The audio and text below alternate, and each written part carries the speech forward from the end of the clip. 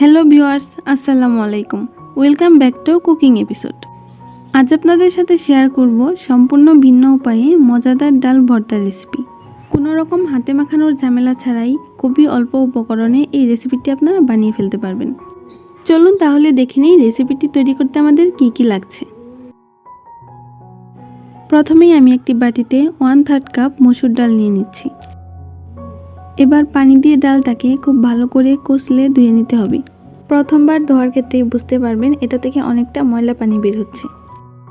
আমি 3 থেকে 4 বার ডালটাকে খুব ভালো করে ধুয়ে নিব। দেখুন আমার ডালটা কিন্তু ধোয়া হয়ে গিয়েছে। এবার তাহলে রান্না শুরু করা যাক। আমি চুলায় একটা প্যান বসিয়ে দিয়েছি আর প্যানে সেই ধুয়ে রাখা ডালগুলোকে দিয়ে দিচ্ছি।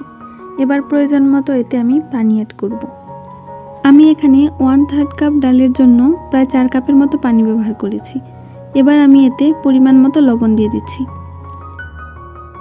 লবণটা দেওয়ার পর খুব ভালো করে এটাকে একবার মিশিয়ে নিতে হবে।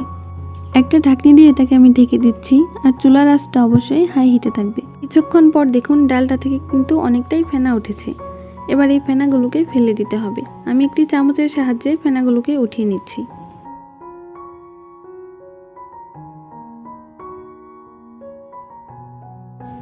এবার একটা ঢাকনা দিয়ে আমি এটাকে কিছুক্ষণের জন্য ঢেকে দিচ্ছি। একটা বাটিতে আমি শুকনা মরিচ ভেজে হাত দিয়ে এইভাবে একটু ভেঙে নিয়েছি। ডালটা যখন একদম সিদ্ধ হয়ে যাবে আর পানিটাও প্রায় শুকিয়ে আসবে, তখন এই ভেঙে রাখা মরিচগুলোকে আমি দিয়ে দিব।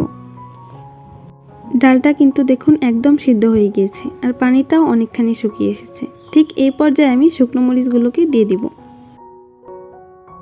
এবার এটাকে খুব ভালোভাবে নেড়ে একটু মিশিয়ে নিতে হবে।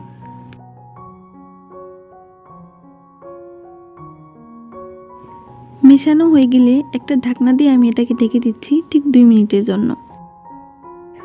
2 মিনিট পরে দেখুন ডালটা কিন্তু একদম হয়ে গিয়েছে। এই পর্যায়ে আমি চুলাটা বন্ধ করে দিব। এবার ডালটাকে বাগার দেওয়ার পালা।